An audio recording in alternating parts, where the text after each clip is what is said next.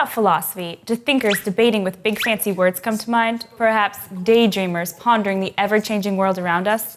Funny, change is just what I want to talk about today. Precisely how philosophers use the observation of change, also called motion, as the base of a metaphysical demonstration for God's existence. Meta what?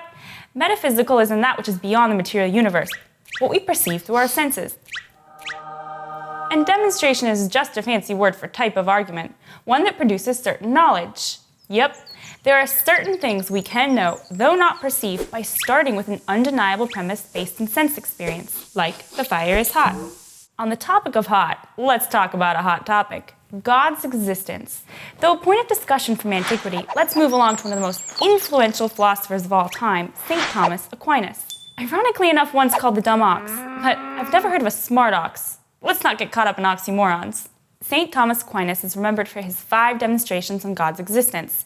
But today, we only have time for one: his argument for motion. First premise: some things are in motion here and now. Can you deny that?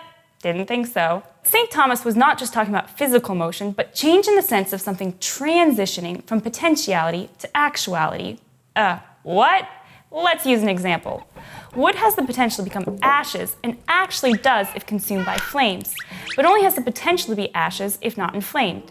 So, change not only entails transition, but also a cause, what St. Thomas calls a mover, because the thing cannot move itself to what it lacks. But the mover is likewise being moved by something, which in turn is being moved by something, and so on.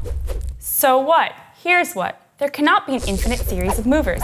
If there is not a first mover in the series, then we can't account for the series at all. But the existence of a first mover, however, implies that there is a being which is moved by nothing, which lacks nothing, and is the ultimate explanation for the process of change around us. Sounds like a pretty perfect being, huh? Well, in fact, it is. And this being we call God.